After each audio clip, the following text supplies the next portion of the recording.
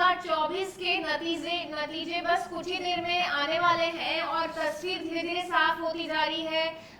काफी जगहों पर इंडिया गठबंधन की को भारी बहुमत से सीटें मिल रही हैं, जहां पर भाजपा को काफी उम्मीदें थी कि उन्हें सीटें मिलेंगी, वहीं पर उलट नतीजे दिखाई दे रहे हैं। इसी श्रृंखला में हम आगे बात करते हैं। नरेंद्र मोदी ने इस बार काफी भाषण दिए थे और कुछ कानून उनको अपने 10 साल के कार्यकाल में वापस लेने पड़ गए थे। उन्हीं पर हम बात करते हैं। आनंद सर, बताइए कि क्या मोदी अगर वापस तीसरी बार प्रधानमंत्री बनते हैं, अगर जीत कर आते हैं, तो क्या वो ये सारे कानून जो लेकर आए थे, किसान का एक कानून लेकर आए थे, सीए का कानून लेकर आए थे, जिसका बहुत विरोध हुआ, सड़कों पर लोग उतर आए थे और उन्हीं के हेट स्पीच देने वाले जितने भी नेता थे उनको मुंह की भी खानी पड़ी और वो कानूनों को वापस, कृषि कानूनों को वापस लिया गया था। तो क्या मोदी जी अगर वापस आते हैं तो उन्हें कानूनों को वो लेकर आएंगे वापस? देखिए, आपके सारे सवालों का जवाब भविष्य के गर्भ में निहित है और चंद घंटों में जब ये रिजल्ट डिक्लेयर हो जाएगा तब हमको मालूम पड़ेगा कि क्या भारतीय जनता पार्टी अपने दम पर अपनी पूर्ण बहुमत से सरकार बनाने में समर्थ होती है या नहीं। अगर सरकार अपने पूर्ण बहुमत से सरकार बनाती है भारतीय जनता पार्टी, तो मुझे लगता है कि ये जो नीतियां भारतीय जनता पार्टी ने जिससे रिट्रैक्ट किया था वो उनको वापस लाने की कोशिश जरूर करेगी। क्योंकि देखिए, ये जो नीतियां हैं, ये नीतियां कोई ऐसा नहीं है कि मोदी जी की नीतियां हैं। ये नीतियां वर्ल्ड बैंक द्वारा संचालित हो रही हैं और वन वर्ल्ड वन पॉलिसी के तहत एक देश एक नीतियों पर चलाने के हिसाब से, क्योंकि हम सब जानते हैं कि हम वर्ल्ड बैंक से, IMF से कर्ज लेते हैं और उनके जो पॉलिसीज़ हैं हमने वर्ल्ड ट्रेड ऑर्गेनाइजेशन में समझौता किया हुआ है, उसके हिसाब से वो नीतियां बनाई जाती हैं। और अगर मेजॉरिटी की सरकार आती है तो मोदी जी उसको बिल्कुल लागू करेंगे, इसमें किसी भी तरह की शंका कम से कम मुझे नहीं है।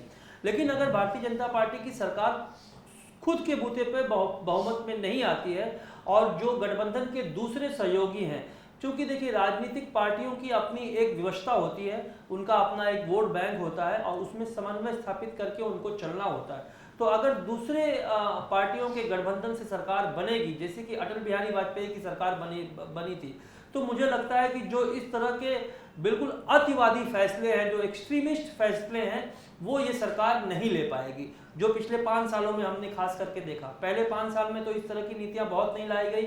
एक नोटबंदी का जो नियम लाया गया था वो लाया गया, हालांकि ये बाद में साबित हो गया कि उससे कोई लाभ हुआ नहीं। सारे जो नोट थे वो सारे नोट वापस आ गए, बल्कि उसका खामियाजा ये हुआ कि जो लोगों की ब्लैक मनी थी वो वाइट हो गई। तो अतिवादी कदम नहीं उठाए जाएंगे अगर गठबंधन की सरकार बनेगी। और अगर भारतीय जनता पार्टी के पास गठबंधन तो रहेगा, एनडीए तो उनका है, लेकिन अगर इतनी उनके पास मेजॉरिटी है कि खुद की भारतीय जनता पार्टी 272 प्लस आती है, तो वो अपने जो ये अतिवादी स्टेप्स हैं जिससे बाकी की पार्टियां सहमत नहीं होती है, वो उसको वापस लाएंगे। फिर चाहे वो 3 कृषि कानून हो, चाहे वो सीए एनआरसी का मुद्दा हो। देखिए, सीए लाया ही गया है एनआरसी करने के लिए, तो ये सारी चीज़ें वो भारतीय जनता पार्टी वापस लागू करने की कोशिश करेगी। लेकिन अगर उनकी मेजॉरिटी नहीं आती है तो एक संभावना ये भी देखा जाएगा कि क्या मोदी जी तीसरी बार प्रधानमंत्री बनेंगे। अभी जो ये आंकड़े दिखा रहे हैं ECI के, ये बता रहे हैं कि 3 सीटों पे भारतीय जनता पार्टी जीत चुकी है और 239 सीटों पे लीड कर रही है। ये रुझान है, हालांकि ये काफ़ी हद तक इन्होंने शेप ले लिया है। तो 242 सीटों का अनुमान लगाया जा रहा है, 30 सीट कम है। इसी पर बात करते हैं सर, आपकी प्रतिक्रिया चाहिए। अंजनी सर, बताइए कि क्या भाजपा को पूर्ण बहुमत मिल पाएगा खुद के बलबूते पे, या फिर उनको किसी से समर्थन लेना पड़ेगा, या कुछ तोड़ाफोड़ी की संभावना आगे भी, जैसे उन्होंने पहले किया था, अब आगे भी जाके वैसे ही सरकार बनाई जाएगी? देखिए, जहाँ तक बहुमत की बात है, अभी जो आंकड़े आ रहे हैं उसके मुताबिक जो बीजेपी है 2 सीटें जीत चुकी है और 240 सीटों पे आगे चल रही है। लेकिन अब बीजेपी के लिए सबसे बड़ी दिक्कत है और इज्जत बचाने वाली बात यह है कि बीजेपी अगर अपने दम पे बहुमत नहीं पाती है, 272 के जादुई आंकड़े को नहीं छूती है, तो बीजेपी के लिए स्थिति कहीं ना कहीं शर्मसार करने वाली होगी। ये 400 पार का नारा बीजेपी ने दिया था, लेकिन लगभग एग्जिट पोल में भी उनको मिल गए थे, लेकिन बिल्कुल ही उलटफेर हो चुका है सारा। सुबह से जितने भी रुझान हम लोग देख रहे हैं सर, कहीं पे भी बीजेपी एकदम कॉन्फिडेंटली दिखाई नहीं दे रही और अभी कार्यकर्ता भी बाइट भी देने के लिए उतने हिचकिचाहट में है, कहीं ना कहीं नजर आ रहे हैं। क्या होगा भाजपा 400 पार का जो नारा लगाया, क्या उनको उसका खामियाजा भुगतना पड़ेगा और बहुत ही कम सीटों पर सिमट कर रह जाएंगे? देखिए, अगर 400 के नारे की बात करें तो ये एक स्ट्रेटजी का किसी पार्टी का हिस्सा होता है। हर पार्टी सोचती है कि हम इतने लंबे आंकड़े की बात करें कि अगर कम होते होते भी कितना भी हो। एक्चुअली बीजेपी के सामने मजबूरी क्या थी? बीजेपी 2 बार से सत्ता में है, और अगर कोई लंबे समय तक सत्ता में होता है तो वहाँ पे एंटी इनकम्बेंसी का जो फैक्टर है वो सामने होता है, ये लोगों को पता है।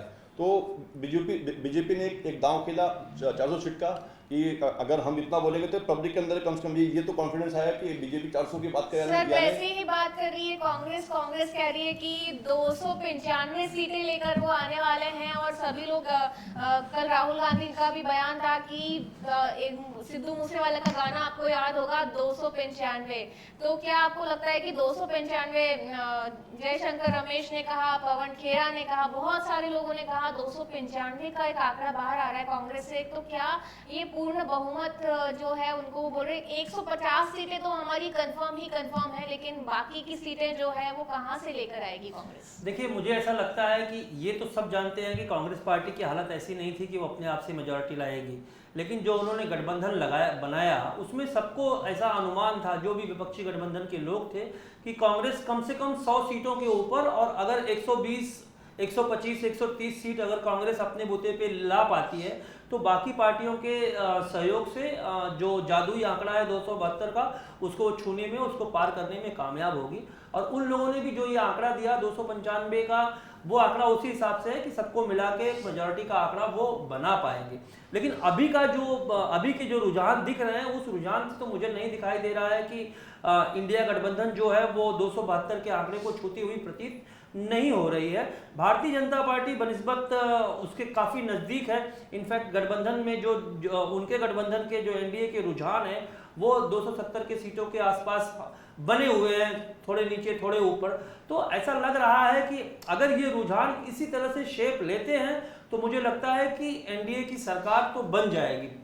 लेकिन अगर बहुत सारी सीटें ऐसी हैं कि जिसमें बहुत कम अंतर से, बहुत कम वोटों के अंतर से, बहुत मार्जिन इतनी कम है कि वो 2-4 एक चरण के चुनाव में भी वो पलट सकते हैं, तो अगर वो सीटें पलटती हैं तो हो सकता है कि इंडिया गठबंधन की सरकार बहुत बड़ा बने। सवाल सब लोग कह रहे हैं कि महागठबंधन की सरकार अगर बनती है, मतलब आज रुझान भी काफी उसी तरफ इशारा कर रहे हैं, तो क्या अगर महागठबंधन की सरकार बनती है तो प्रधानमंत्री का चेहरा कौन होगा, इस पर कौन बात करेगा? क्योंकि कांग्रेस जब भी अपना प्रधानमंत्री चुनती है वो बहुत ही शांत रहती है, उस बात पर ज्यादा मुखर होके कभी कांग्रेस ने बात नहीं कही है।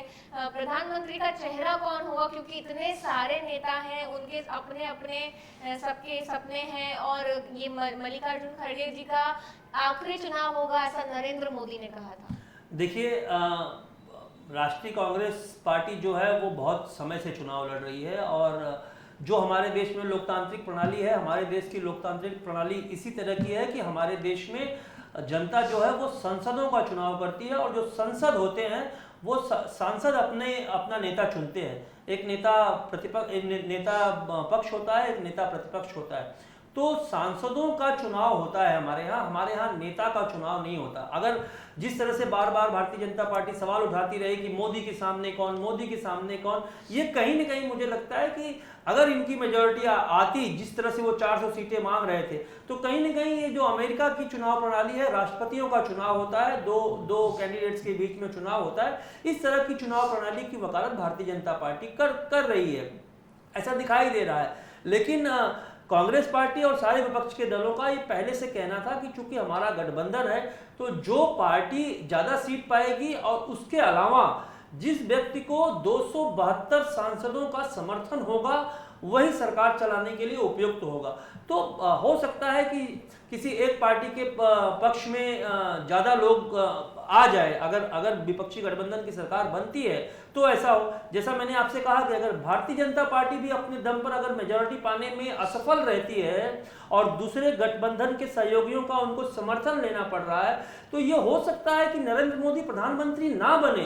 क्योंकि हमने इसके पहले भी देखा था कि जब अटल बिहारी वाजपेयी की सरकार बनी थी तो वो पहली भी सरकार जो बनी थी वो माइनॉरिटी की सरकार थी, भारतीय जनता पार्टी के पास मेजॉरिटी नहीं थी, और जो राम की रथ यात्रा निकालने का जो और प्रधानमंत्री का चेहरा कौन होगा अगर गठबंधन की सरकार बनती देखिए है? गठबंधन की सरकार ये आपका एक भविष्य के गर्भ में छुपा हुआ सवाल है कि अगर उनको मेजॉरिटी मिलती है, अगर मान लीजिए कि आपके हिसाब से मेजॉरिटी मिल जाती है, तो गठबंधन में बहुत सारे अनुभवी नेता हैं। अगर आप देखें कि राहुल गांधी जिनको किस तरह से बदनाम करने की कोशिश की गई, मोदी जी का बयान था वो सोना आलू वाला, उसको उनके ऊपर कॉपी पेस्ट करके उनको बदनाम करके पप्पू पप्पू पप्पू कहा गया, और ये कहते समय भूल गए कि हमारे देश में बहुत नागरिक ऐसे होंगे जिनका नाम पप्पू होता है। आज पता चल जाएगा कि असली पप्पू कौन है। जी, तो मुझे लगता है कि गठबंधन में बहुत सारे अनुभवी नेता हैं जो प्रधानमंत्री बनने के काबिल हैं। कोई भी ऐसा नेता प्रधानमंत्री बन सकता है और हमको हमारे नेताओं की काबिलियत पे यकीन करना चाहिए। जिस तरह से हमने प्रधानमंत्री मोदी की काबिलियत पे यकीन किया, इसके पहले अटल बिहारी वाजपेयी की काबिलियत पे यकीन किया, और जो भी व्यक्ति प्रधानमंत्री के पद पे आसीन होता है तो वो देश के विकास के लिए काम करेगा, तो लोगों को संयम रखना चाहिए। सर, आपको क्या लगता है कि ये जो नरेंद्र मोदी को बनाया गया है, हमेशा एक ही चेहरा दिखाया गया है और उसके बाद में दूसरे विपक्ष मुक्त भारत बनाने की कोशिश की गई है, उसका खामियाजा नरेंद्र मोदी अब भुगत रहे हैं। उनके अग्निवीर का जो बहुत बड़ा ये था वो भी उनके ऊपर उल्टा ही पड़ गया है, और राहुल गांधी से अग्निवीरों ने मिलकर मांग की है कि इसको बंद किया जाए, जैसे पहले मिलिट्री चलती थी वैसे ही किया जाए। तो इस पर आपकी प्रतिक्रिया क्या है? देखिए, अगर हम अग्निवीर की बात करेंगे और दूसरे मुद्दे की बात करेंगे कि किस वजह से एग्जिट पोल के अनुरूप जो है वो परिणाम नहीं आए हैं बीजेपी के लिए, तो ये सब एक चिंतन करने वाली बात है। और इस पर डिस्कस करने वाली बात ये है कि अगर अग्निवीर की बात होती तो बीजेपी जो है मध्य प्रदेश हो गया या जो और भी जो जैसे गुजरात हो गया, सब जगह बीजेपी को अच्छी सीटें मिली हैं। तो कहीं ना कहीं ये अभी डिस्कस करने वाली बात है कि आखिर किस मुद्दों की वजह से बीजेपी का ये इस चुनाव में ये हश्र हुआ है। और रही बात, जैसे राहुल गांधी ने कहा था कि 8,500 रुपये खटाखट सब लोग अपने अकाउंट से निकालेंगे, तो कहीं ना कहीं क्या वो मुद्दा कुछ लोगों को आकर्षित किया है।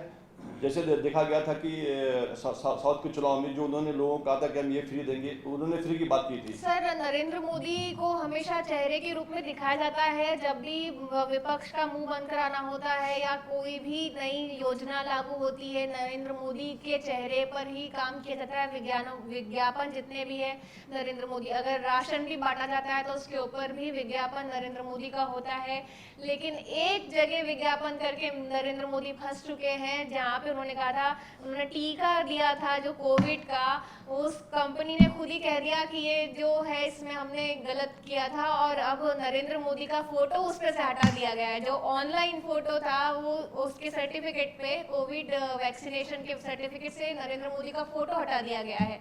तो क्या नरेंद्र मोदी के ऊपर ये सारी चीजें भी उल्टी पड़ी है कि उन्होंने अपना जितना प्रचार विज्ञापन से किया था और अब जब उनके ऊपर वो चीजें उल्टी पड़ती तो वो भाग लेते हैं, उनकी जो चाणक्य नीति है वो काम नहीं आती है? नहीं यार, देखिए, अगर कोविड के मुद्दे की बात करें और फोटो के मुद्दे की बात करें तो ये इस मामले का भारत में कोई उतना असर नहीं हुआ है, क्योंकि भारत में जो इससे जो मौत के आंकड़े हुए हैं कोविड के बाद के, तो जो ऐसी आशंका जताई जा रही है कि भारत में जितने भी यंग लोगों को हार्ट अटैक आ रहा है वह उसी टीके के ऊपर आ रहा है। सर, आपकी जी बिल्कुल बिल्कुल, देखिए ये बात तो लगभग साबित हो गई है कि जो सीरम कंपनी ने कोविशील्ड की वैक्सीन हमारे यहाँ बनाई, वो जो एस्ट्राजेनेका की वही वैक्सीन इंग्लैंड में हमने देखा कि वहाँ की अदालतों में मामला गया और वहाँ की अदालतों में उस कंपनी ने स्वीकार किया कि इसके साइड इफेक्ट होते हैं और हो सकते हैं, और उन्होंने ये कहा कि चूंकि हमारे पास समय नहीं था और जल्दी में टीके को लॉन्च करना पड़ा। कोई भी एक वैक्सीन लाने के पहले कम से कम 7 से 10 साल का उसका एक्सपेरिमेंट का पीरियड होता है, तो इसलिए उसका साइड इफेक्ट था। लेकिन हमारे देश में साइड इफेक्ट था, देखिए मेरा उसमें कोई आक्षेप नहीं है, लेकिन जिस तरह से हमारे देश में लोगों को जबरदस्ती टीके लगाए गए, आप यही महाराष्ट्र में देख लीजिए कि ऐसे नियम कानून बना दिए गए कि आप बस में नहीं जा सकते, आप ट्रेन में नहीं जा सकते, आप विमान में यात्रा नहीं कर सकते, आप ऑफिस में नहीं जा सकते, अगर आपने मास्क नहीं पहना है तो आपके ऊपर फाइन लगाया जाएगा, आपके पास टीके का सर्टिफिकेट नहीं है आपको कोई एंट्री नहीं दी जाएगी। और कहीं कहीं तो हमने देखा कि लोगों को जबरदस्ती घरों में जाके टीका लगाया गया और जबरदस्ती लगाया गया, और कई जगह पे लोगों को धमकी दी गई कि अगर आपने टीका नहीं लगाया गया तो आपका मुफ्त राशन बंद कर दिया जाएगा, आपको जो मुफ्त में पैसा मिल रहा है वो बंद कर दिया जाएगा। ऐसे तमाम उदाहरण है। तो जो सरकार ने ये जबरदस्ती किया, उस जबरदस्ती का कहीं जो इलेक्ट्रल बॉन्ड में चंदा लिया गया, उस चंदे से कोई लेना देना है, या सरकार किसी गलतफहमी का शिकार हो गई, क्या उसका रीजन है, ये तो जो भी है वो तो अभी आगे अगर कभी सरकार बदली होती है और इसके ऊपर जांच होती है तो ये बातें सामने आ पाएगी। खैर देखिए, मोदी जी की जो एक स्ट्रेटेजी है कि जो क्रेडिट लेना है वो क्रेडिट वो लेते हैं, मीठा मीठा गप गप, कड़वा कड़वा थू थू। अभी आप देख लीजिए कि कंगना रनौत का प्रचार करने के लिए मंडी में मोदी जी ने रैली की, सभा की, लेकिन अमेठी में स्मृति ईरानी का प्रचार करने के लिए मोदी जी नहीं गए।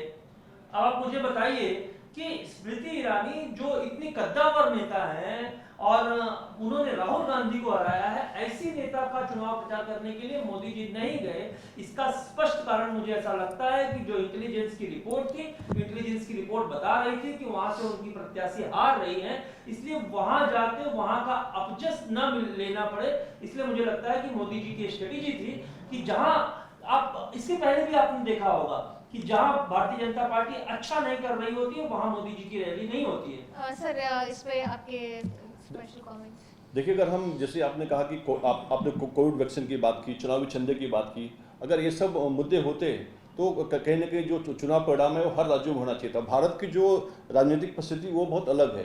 भारत में जो चुनावी परिणाम आते हैं हर राज्यों के अलग अलग देश और परिस्थिति के हिसाब से आते हैं। आप देखिए, ये चुनाव हुआ तो गुजरात में कुछ और परिणाम आया, मध्य प्रदेश में कुछ और, साउथ में कुछ और परिणाम आया, फिर उत्तर में कुछ और परिणाम आया। भौगोलिक स्थिति के अनुसार आपका कहना है कि चुनाव में अंतर दिखाई दे रहा है। तो हाँ, तो कहने के भारत में हर राज्यों की अपनी अपनी स्थिति, अपनी अपनी परिस्थिति है।